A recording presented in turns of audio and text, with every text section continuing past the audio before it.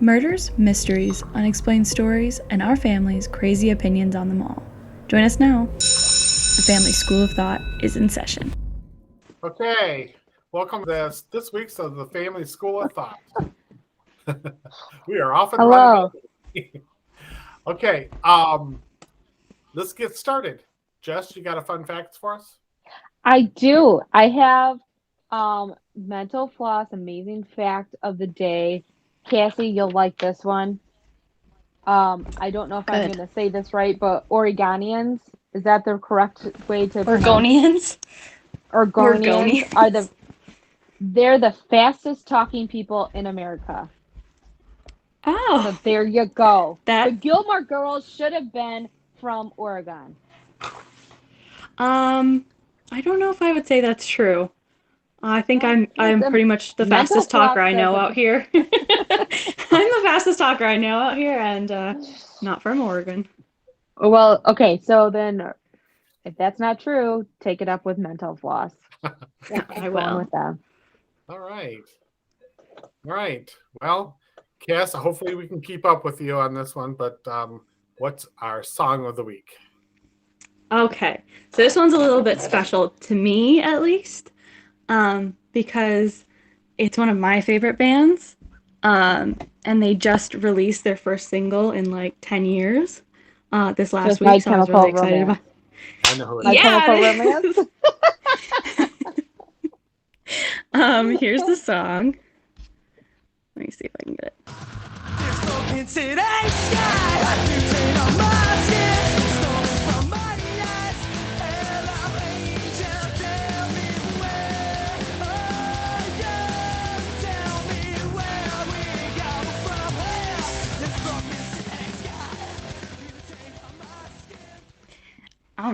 right. that I know that All one. right.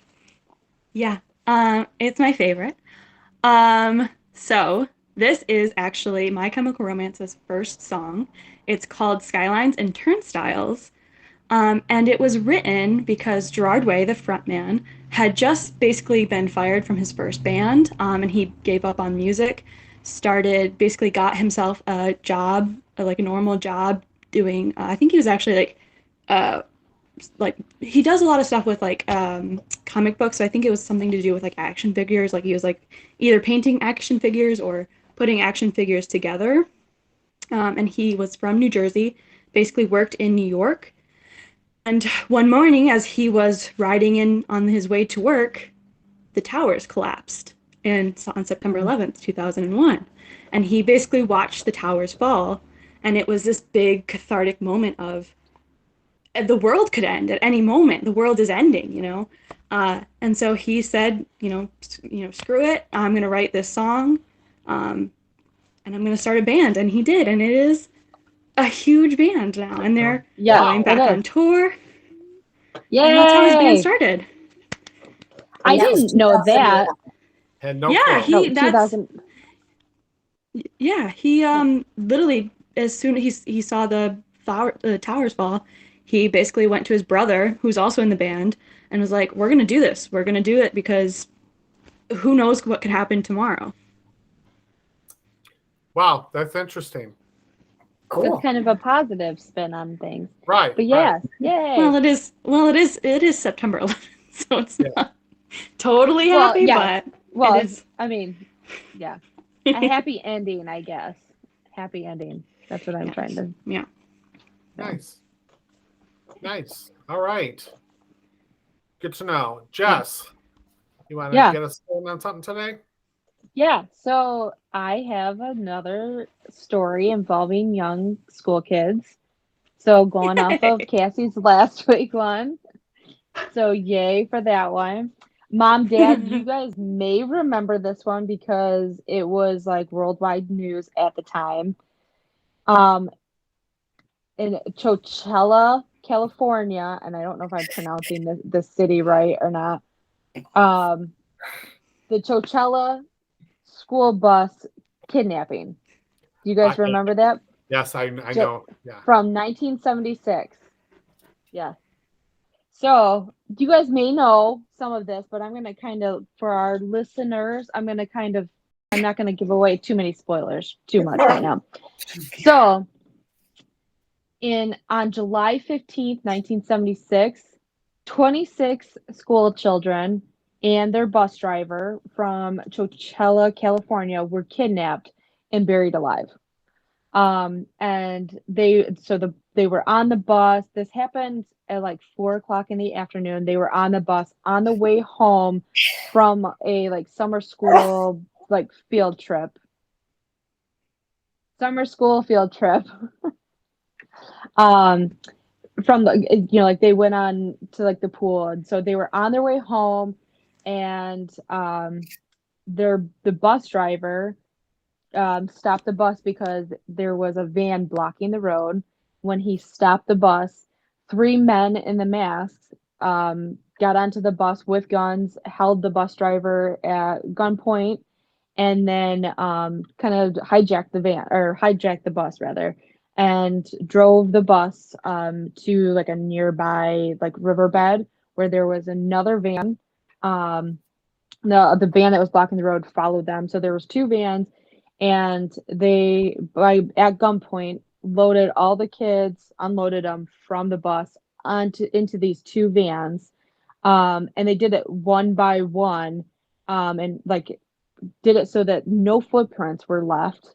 So the kids were transferred basically from the bus to a van. Um, there were 26 kids, ages 5 to 14, so young kids. And then their bus driver. The bus driver's name was Frank Ed Ray, so he went by Ed mostly. Um, but yeah, so they were loaded from the bus to the van. And then the hijackers, the kidnappers drove the kids in these vans, in the two vans, 12 hours away to this rock quarry, which is like 100 miles away to Livermore, California. So they got kidnapped, immediately drove 100 miles away from there. There was in these vans, they were like makeshift jail cells. So the kidnappers had put up wood paneling and they painted all the windows so there was no air ventilation, there's no food, no water, no toilets. So could you imagine driving 12 hours being stuffed into a van with no food, ventilation, anything there, no toilets, and with all these little kids in a scary situation. Um, and so they had that whole trip. One of the survivors, her name is Jennifer Brown Hyde. She was 9 years old at the time. She's quoted as saying, "I felt like I was an animal going to the slaughterhouse." So that's kind of like the situation that they were in that kind of, being in this van with, like a makeshift jail cell with other, like there's 26 kids, so 13 kids in each van. It's pretty crammed full too. So once they got to the rock quarry in Livermore, one by one, the kidnappers had the bus driver and the 26 kids exit the vans and then go into down this hole in the ground, where there was like this old truck trailer that they were going into, and it was buried 12 feet underground. So these kids were in this truck, and then once everybody was in there, the kidnappers buried the rest of the truck. So all the people that were kidnapped were buried alive. Um, they were nice enough that they put food and water, and there were like working-ish porta potty type toilets. There was ventilation, so they had some fresh air, and they had mattresses and clothes, or not clothes, bedding to sleep on, and so they had some essentials that could help them. But they were in that truck for 12 hours, underground for 12 hours in that trailer, and then the roof began caving in. So the truck trailer that they were in started caving in. And so Jennifer Brown, again, Jennifer Brown Hyde was quoted saying we thought if we were going to die, we're going to die trying to get out. So they started trying to get themselves out of this situation because they were there for 12 hours. So the bus driver, Ed Ray, and the oldest of all the kids, a 14-year-old, Michael Marshall, took turns pushing up on this heavy manhole, like metal sheet. It wasn't really a manhole cover, but like a metal sheet that was blocking the opening to that truck where they went into, the hole that they went into.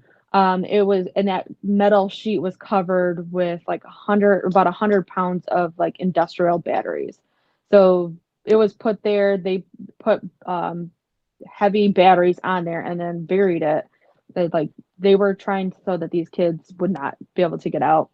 Um, so they spent hours trying to get that open. Once they got it open, then Michael began digging to get unburied from there and dug up to the ground level, or dug up. And so it took about 4 hours, but he was able to dig a hole for everybody to get out, and they were able to escape. So everybody survived. So there's a happy ending. So all of the 26 kids and the bus driver were able to get out. But when they got out, they started walking around. And remember, it was 12-hour drive there, 12-hour drive 12-hour drive to this new location. And then they were in there for 12 hours. And then it took about 4 hours for the kid to like start digging up. So it was like 24 hours later. So like the next day, they walk out of this hole and start walking around this rock quarry. And then this was a working location. So the workers were shocked to find all these kids, wondering where they came from, and they were stunned. And so police were called. Everything was. They came. They started looking at the kids, investigating what was going on. All the kids were taken, and then the bus driver were taken to Santa Rita Rehabilitation Center. So could you imagine being kidnapped, buried alive into this like trailer, truck trailer kind of thing, and then now you're taken to a jail for a shelter? Like, could you imagine that? Right. But they took them there because it was the closest place that would be able to fit all of the kids in one location. They wanted to keep everybody together. And once they were there, they were given food and blankets, new clothes, and they were interviewed by the police, and they were examined, by medical people to like see what was going on. And then it was like hours later, they were put onto another bus and shipped back home. So all of this happened in less than 48 hours. So it was a real quick, like they got kidnapped, they got buried alive, they escaped, and then they were sent home to their families, all within like less than 48 hours, really. So it's, but I'm sure felt like weeks or years to Crazy. these little kids. So several of the kids, they were, between 5 and 14 at the time. Several of them have kind of come forth, and they've done stories. They've kind of talked about their experience. But one of them, it was a 6-year-old. His name is Larry Park. He wrote a book, and you know what? I didn't write down what the name of the book is, so I can look that up. But he wrote a book about his experience, and then one of the quotes from his book, it talked about being taken from the bus into the van, into one of the vans, and he's in his book. It's quoted as saying, "Blackness. Never before, never since have I known such complete and utter darkness." And then later on, he's quoted it, like in his book, it's quoted as saying, "I could almost taste the smell of urine in the van." So again, no toilets. They're in there for 12 hours, but could you imagine being 5 years old and being kidnapped? And I'm sure all these kids are peeing their pants out of terror, and then peeing their Yeah. pants because they can't hold it anymore. Right. These poor Right. kids. So I want to look up his book because I ended up buying it on my Amazon account, but And what was the reason for the kidnapping? so I'm gonna get to that. I'm gonna get to that. So let me look up Larry's book.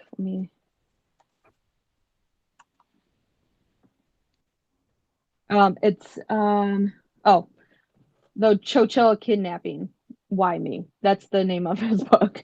So it just kind of goes into his experience. But like I said, many of them have kind of done news articles. They've talked about their experience. I'm sure other of the survivors have wrote books or done other things. But his, I just thought was those were kind of good book quotes from that. So kind of given that experience for that.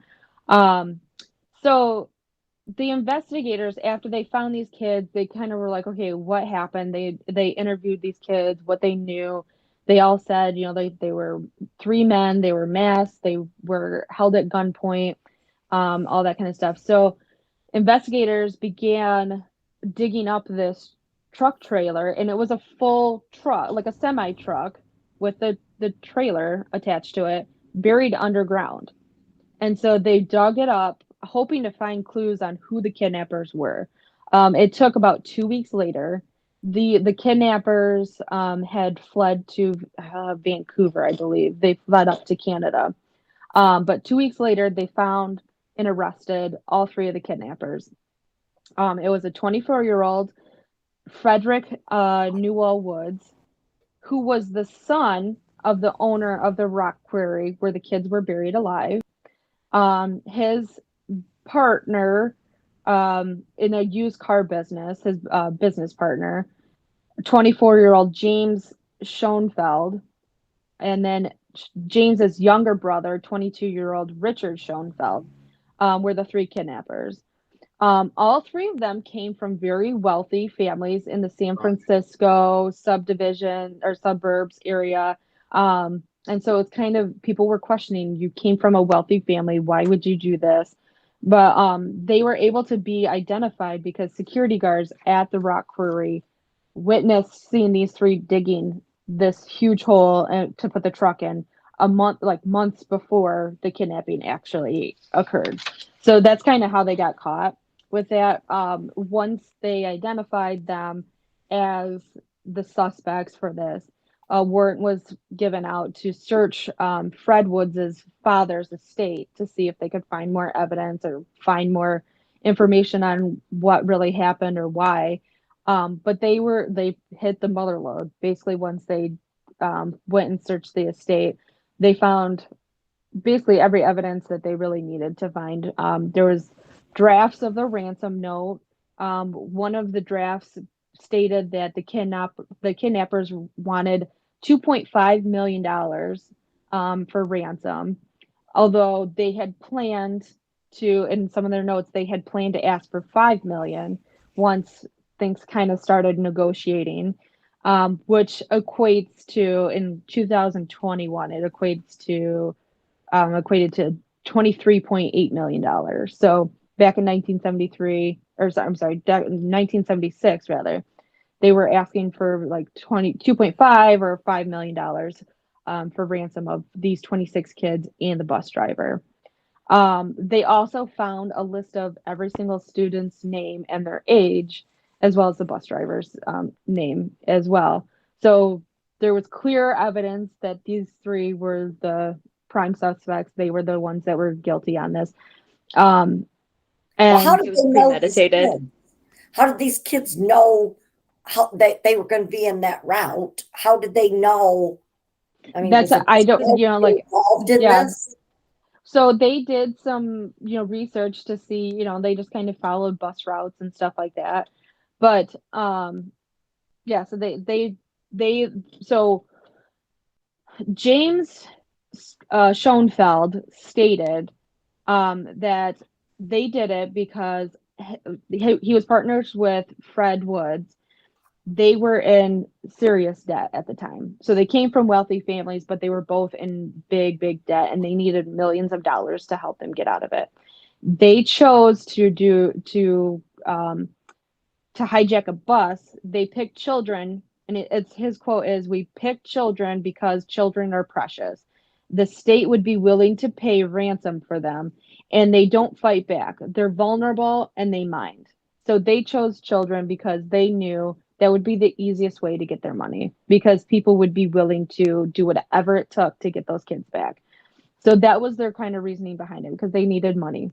So They thought they had it all planned out. The police were able to find all their plans and what they had planned on doing. However, the ironic part of it is they once they kidnapped the kids, got them buried into the truck trailer, they went back to their house. They tried to call the Chowchilla Police Department to say, "Hey, we have these kids. This is our ransom demand." But because 26 kids were missing and the bus was missing and the bus driver was missing, the police and the media went into a frenzy and the phone lines were jammed because everybody was calling the police trying to figure out what's going on. So ironically, they They screwed couldn't get through. themselves over because they couldn't get through. So when they couldn't get through, it kind of shows how unintelligent these people may have been, but they couldn't get through. So they decided, well, we'll just go to sleep. So they went to sleep, and then the next day they woke up to news reports of these kids escaping and being found by the police. So that's when they fled to Canada. They decided, okay, we're gonna get out of here. We don't want to be caught, so they fled. Um, so that's it, it kind of in a roundabout way, you just screwed yourself almost. So the three kidnappers all pled guilty for kidnapping. They Not were all real sentenced. plot plan. No, it wasn't. No. But they were all sentenced to life in prison with a possibility of parole. Um, so this happened in 1976, July of 1976. Richard Schoenfeld was released in June of 2012. James Schoenfeld was released in 2015. And then Fred Wood, who was the son of the rock quarry owner, who it seems to be was like the lead kidnapper. He was the one in charge of all of this. He was last denied parole in 2019. However, on March 29th of this year, 2022, it was recommended for him to be released on parole. And it was approved on April 1st. So all three of the kidnappers have since been released from prison for this kidnapping. So they were supposed to be sentenced or serve life in prison for this, but they've all now been released. They were 24 or 22, 24 at the time. Now they're, in their 70s, right? I would think 70s, 80s. Can't do the math in my head right now, but so yeah, so they're all out. The kids again were all 5 to 14 years old in 1976. So they're all in their 50s, 60s. So everybody's still alive. Well, I don't know if everybody is still alive, but they're at the age of still being able to be alive. And several of the kids suffered from panic attacks, nightmares, and personality changes after this, along with PTSD. Some of the students on the bus, they dealt with symptoms of like those symptoms and issues for like up to 25 years after the accident or after this kidnapping. Right. So they dealt with it for most of their life. They've dealt with these issues that came about because of this kidnapping. And the author that I talked about, Larry Park, he was 6 years old at the time of the kidnapping. He got into drugs, including meth and marijuana and drinking, and kind of was on the wrong path. He was able to find God, became a Christian, a born again Christian kind of a situation, and was able to, be able to come to um, kind of come to an understanding, I guess. And he has come forth and said that the kidnappers he was one of the ones that had stated that they should be released on parole. They should be released from prison. He has since forgiven them for what they did and doesn't feel like they should have to deal with the consequences for the rest of their life on that.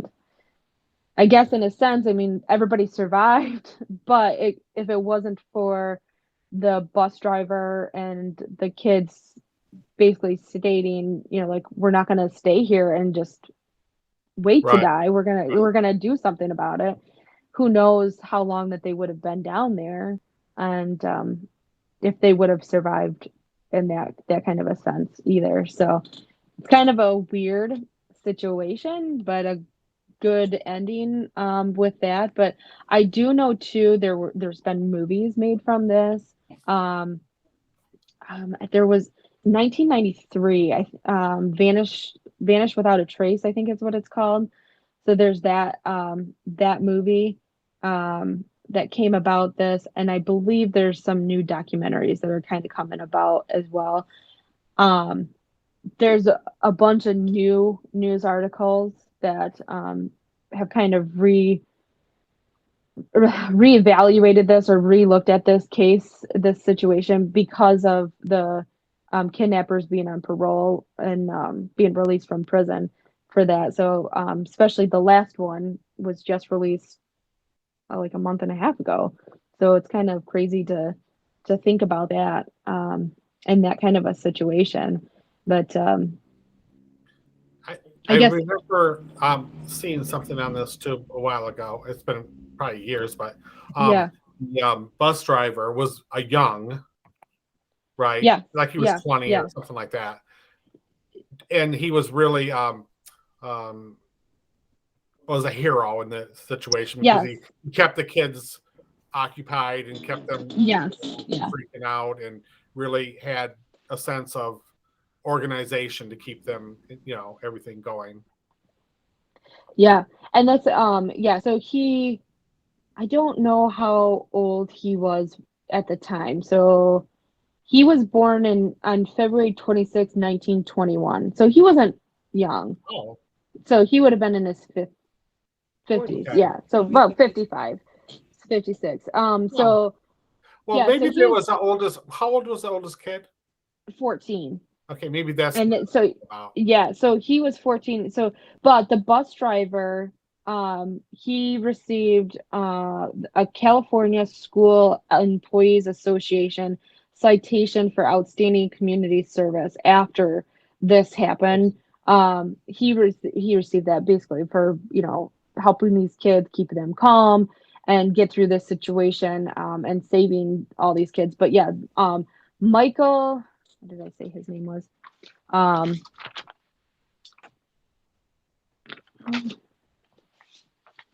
Michael Marshall. He was 14, so he was the oldest boy. I don't know if he was the oldest kid on in there, but he was the oldest boy. That he's the one that kind of he helped the bus driver to get everything and get the kids out. So he was deemed a hero as well. But the bus driver died in 2012. But before that, he had stayed in touch with many of the kids that were on the bus, and kind of talked to them throughout their lives and that.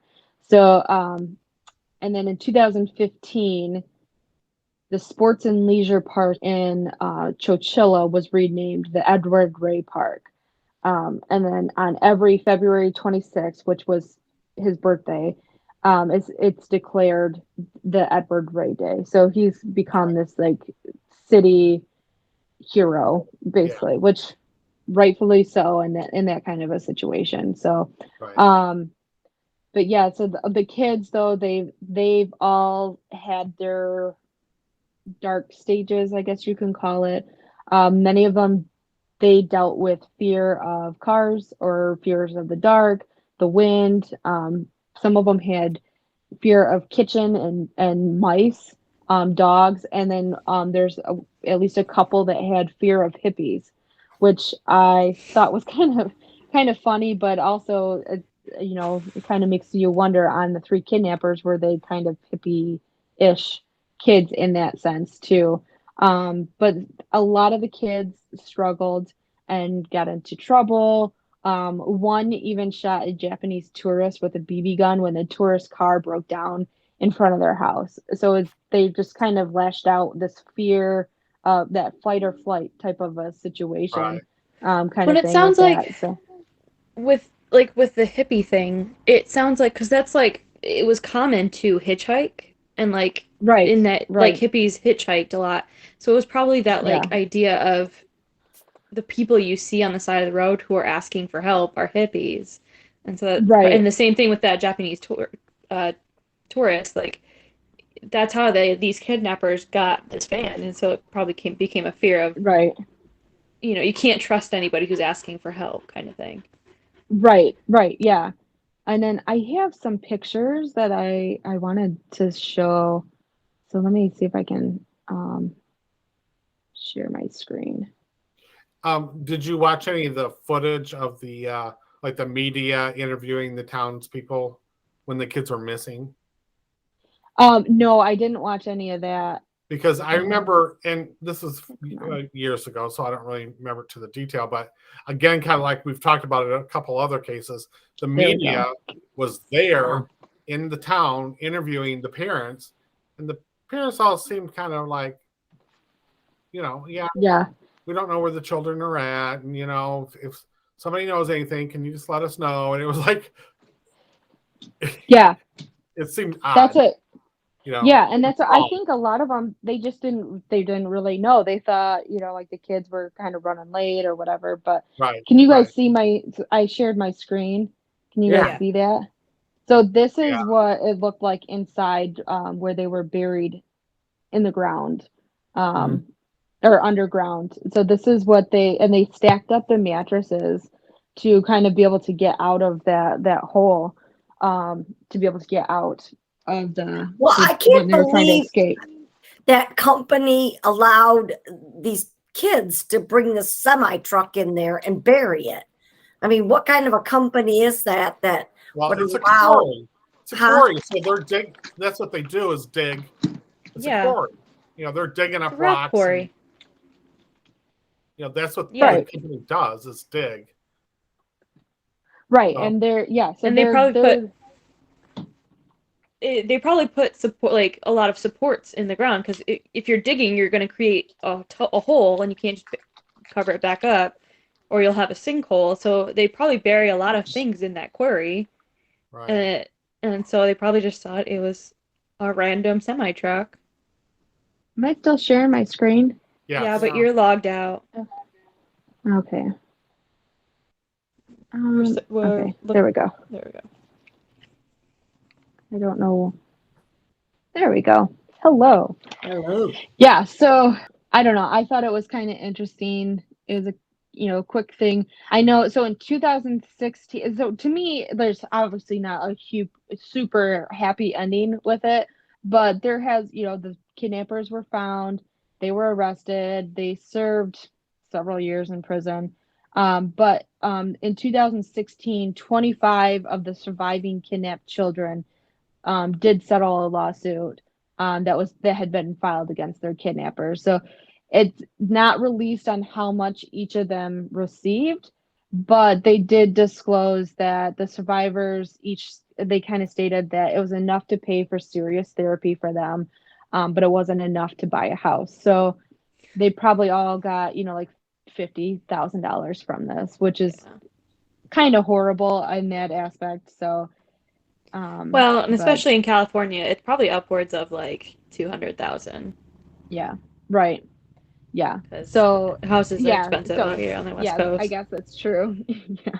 So, but I mean, they all needed some kind of therapy. They needed to be able to, to do that. But there's a 2-hour made for TV movie that, that's what they've taken our children. Oh, that's a different one.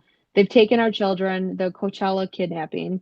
Like I said, the vanishing, um, there's another one, Vanishing in the Dark, which is it's a movie based on these events, so it's not kind of exactly right. It's more fiction. It's like a fiction, true story fiction type of thing. Um, Dramatized.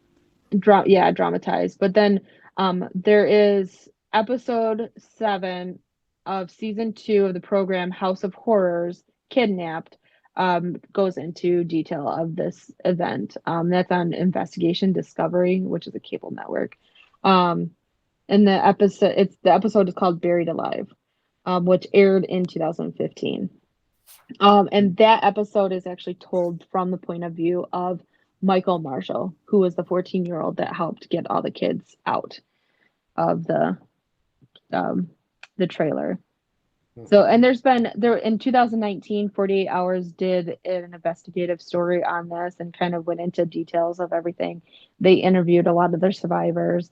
So there's a lot of stuff there. It's pretty interesting, kind of a happy story or a happy ending to the story, kind of situation. So, but Have that the was kidnappers, have they kind of given their story, like, were they high and just thought it would be something to do, or were they seriously needing money, or, what was yeah, their reasoning? the only thing that I could find was that they were in debt and they just needed the money. So I didn't really find anything more than that. So I think it was supposed to be, like it was a serious situation.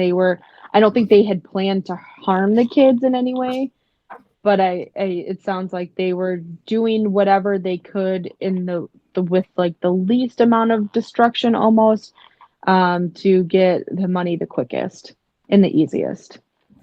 Okay. So, especially back in the 70s too, like you have a bunch of kids or even in today's society, you have a bunch of kids that are kidnapped. The city is going to do whatever it takes to get those kids back. And I'm sure they would have negotiated a ransom settlement to, pay that to get the kids out. So, Well, and I'm sure in 1976, they didn't have a whole lot of knowledge how to take care of something like this. right, Yeah. right. Yeah. But it sounds like they did, look, in most of these true crime stories, it's the police didn't do their job correctly. They didn't do, like things got left, like evidence got misplaced or wasn't taken care of. And that's why the killers or the guilty party was never found or never, it took forever for them to find. In this case, it sounds like, well, we had some dumb people that didn't, well, I guess you could say rich, wealthy people that didn't think that they would ever get caught and or Right. even be suspected, and they just were not very smart about it. And you had police that took it seriously too. So Right. Wow. that's basically all I have on this, though. Craziness. People are crazy. Never cease to amaze how crazy Yeah. people can be. And I always think this, like, how did they think they were going to get away with this? Like, how did you think this was going to end for you? Well, really, I mean, if the kids hadn't escaped, it probably would have either worked out in their favor or they would have never been caught. Because if the kids Well, never escaped, who knows what would have happened to them? But The on his FBI's gonna, father's quarry, I mean, at some point they're going to stumble across this. the FBI would have gave them the money, but the ransom would have, they would have caught the people when they went to collect the ransom. Maybe. So they would have gotten caught no matter what, because they're not just going to hand over $5 million, but they're going to want the safety of the kids back. Mm-hmm. So I don't know. It's just, I don't know. And for them to be out, they should never have been released. They should have had to stay in prison for their life, for the torment that they put those kids through. Like you say, every last one of them didn't get to live a normal life because of them. Right. So why should they get to live a freestyle life? Well, I'm sure they're not, living the life. They got out of jail in their 70s,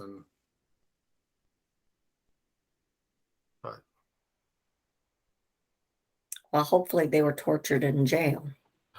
Well, I'm sure that they did in some sense, but I'm sure also, it was like, tortured on themselves, having to live with what they did. right. And then on top of it, I'm sure, like what Dad was just saying too, that they get out of the jail when they're in their 70s. So, like, what are they supposed to do? It's not like they're going to have, I mean, I guess they could have family money, but they're not going to have jobs. They're not going to have anything to kind of help them have a good life. So, who knows? Yeah. Crazy. And But I kind of wondered if you guys remembered that story at all. I don't remember it happening, I but don't. it must have been in 18 with that story. You said they covered this in 2018 and 2020. Yeah. I've heard the story before, and seen some kind of show on it. Anyhow, yeah. I do remember them, like the national news showed up at this town and was interviewing the parents and stuff, and Right. at that point the kids were just missing. They didn't know where they were at, and they didn't know why or anything, and they're kind of Right. nonchalant about it. They were like, well, no, we're waiting for them to come home, and they weren't sure if the kids just took off or what was going on. Right. And I suppose back then too, you didn't hear 1,000 other stories like this. You know what I mean? It was Right. Right. Right. And that's what I think that was something too, that the parents just thought the bus driver got lost on the way home, right. or Who there would was have like thought this traffic. would happen? Yeah. Yeah. Right. Right. Yeah. So definitely, I don't know. I thought it was an interesting story. I thought it was kind of How did you come especially, across that story? I think I came across of it on TikTok. It was one of those things. Um, and it was in the recent months. So I want to say it must have been, in March, maybe when Fred Wood was, um, Released. when they were looking, well, he wasn't released yet, but it was recommended to be released. So I think maybe it was around that time.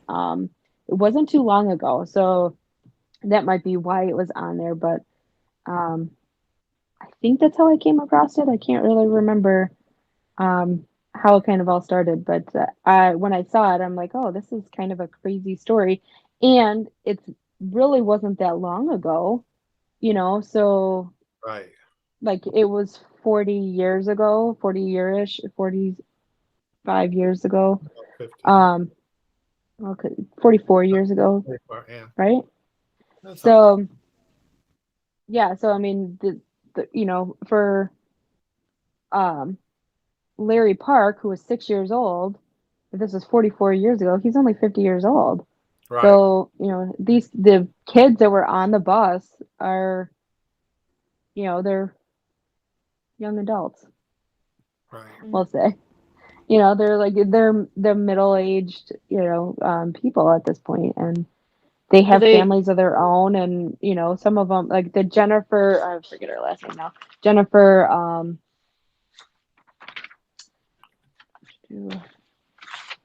get back in my notes. Jennifer Brown Hyde. I know she is married and has kids, and but could you imagine that? And then Larry Park is married with kids and stuff too. But going through this yourself, I'm sure that they have anxiety of their kids riding school buses. Right. Going away to summer camp or Or something. right, yeah, going on field trips, and I mean, I couldn't imagine that kind of anxiety with that kind of stuff. So I mean, I think with anybody that's been in a kidnapping scenario or some kind of abuse scenario, if you have your own kids, that's one of your biggest fears, I'm sure, is you don't want it to happen to them. So yeah, I don't know. I found I found it to be an interesting story, and not really too much of a mystery, but true crime kind of a situation, and relevant because it's the last kidnapper was just released a month ago, month and a half ago. So, which that's another, to me, that was one thing too when I found out he was released. So all three of them have been released now. These kids are all, I think most of them, I think they're all still alive. I didn't find anything where any of them had died, just the bus driver, but that's got to be a huge trigger to these kids to know that your kidnappers have been released from prison. Yeah, right. Right? So, I don't know. It's just I thought that was kind of a odd. I don't know. I mean, how do you live with that? But our justice system is not so great in in these situations. So, but I mean, there are people that are that rape people and they don't serve any time at all. So And there's causing people who trauma did and far terror. less and still in jail. Yes, Right, exactly. right. I also think so. This kidnapping, 1976. You got to think too, like kids now. Like I'm sure this could happen with kids. I mean, 9/11 for us was we lived in that history, but that was also 21 years ago at this point, right? Or almost 21 years ago. So, but most school buses now have video cameras inside the bus in multiple different locations, so you get multiple different angles, but they also have exterior cameras too. So, like when a bus is involved in an accident, a lot of times you're able to pull the videos to see what it looked like on the, like it's kind of like a dash cam, but on the outside of the bus. Right. So, so Well, that's I think something that they too put that, those on there because they were trying to get people that were passing the buses with their red lights on and stop so oh, they I'm could sure. Yeah. give a I'm ticket. sure that, but Good then and also bad. those are, The cameras are good and bad because, yeah, we could catch people doing things, but also it's got to be hard on like school kids now, high school. There's a camera on you, everything you do. And that's got to be yeah, but hard. I don't, for you, it seems hard, but I think for like even maybe my generation, it could be hard, but like Cassie's generation has grown up with cell phones. Like, Cassie, have you ever not had a cell phone? Like, could you remember? I mean, I guess, yeah, maybe when you were Yes. like younger, but I'm not like you that got to old. think too, like my first cell phone I had when I was like 13 years old. Yeah, I So think like I've lived more than half of my life with a cell phone. My cell phone. I've had the same phone number for over 20 years, kind of thing. So that's something too that I think these younger generations, you got to look too. They're on social media all the time, posting videos about themselves all the time on TikTok. I don't think that it phases them. I think if there weren't cameras around recording every living minute of their life, that would be weird to them. Does that I make don't sense? know. Yeah, but I don't know about that because it is kind of there's a difference between you yourself filming and portray like Yeah, I putting guess. out Yeah. what you want to Yeah. portray and then basically not having any privacy, you Somebody know? else putting Like, out videos Yeah. of you. And actually, we were yeah, talking about But that there's but situation. with but they schools though can't. They too, can't release that with they they don't can't release release the that bus legally. videos. I mean, yeah, and that's yeah, so there's like legal aspects on that too. So like if a bus is involved in the accident, if the parents want to see it, they're not going to release the video to the parents. The parents can go into the school district and request to view the video, but they're not Mhm. going to be able to like have their own copy of the Take, video. yeah. Yeah. So I mean, and if it needs to happen that way because there's all these minor kids and that's where like you're violating their privacy with these minors who have no say in the matter kind of thing, but so I mean I don't know, I see it in both situations, but like for us too, we have cameras throughout our entire house. There's not very many places in our house that you can go that are camera free.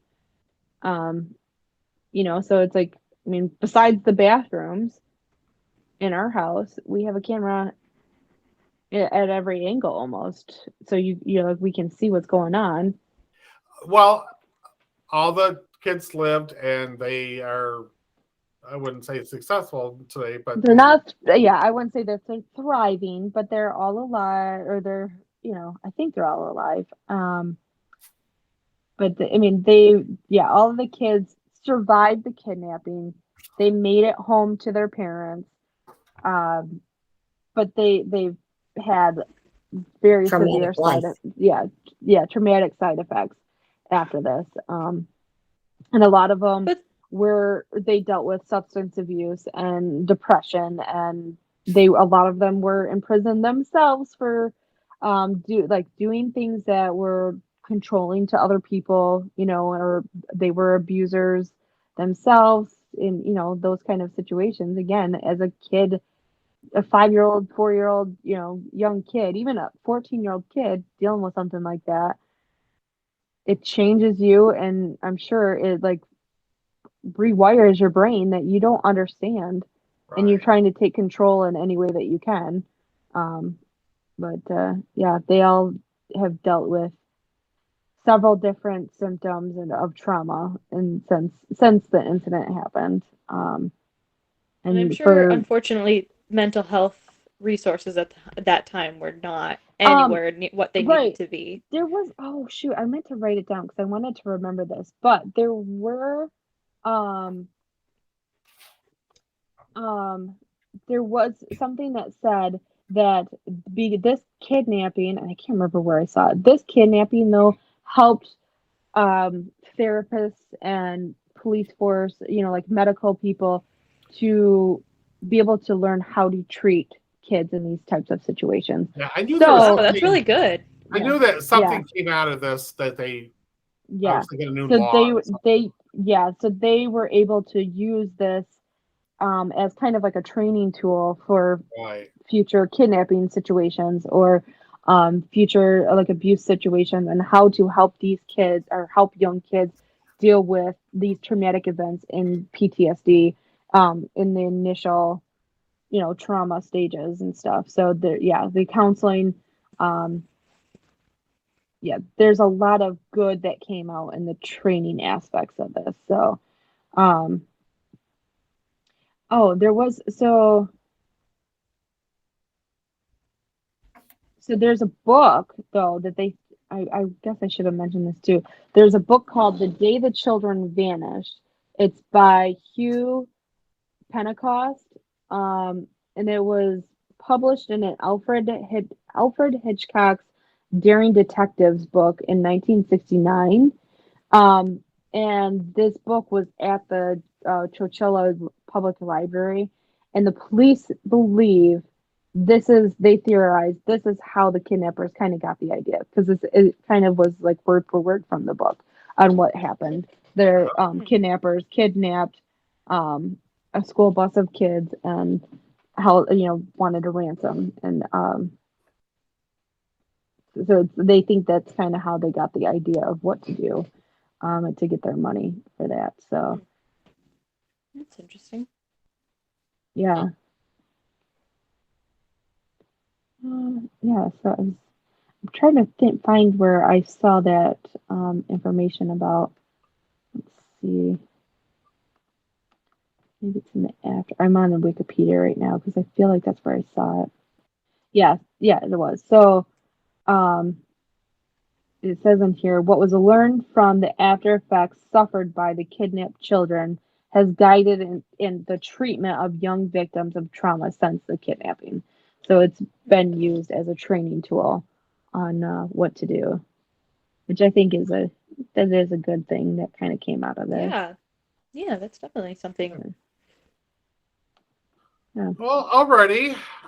Anything else, you guys? No, that was kind of a short and sweet one, but Okay. Time still to. thought it was pretty interesting. Definitely Very better than interesting.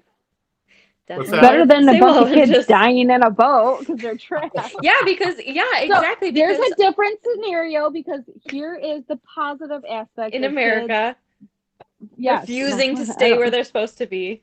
Yeah, right. Like Yeah. Like, let's do something to save ourselves or die yes, trying, yes, yeah. or rather than just sitting and waiting for somebody to come help you. So there you go. Yeah. There's a lesson for you. It's always better to try. So All right, yeah. guys. Um, let's wrap this up, and please, guys, like, share, and subscribe.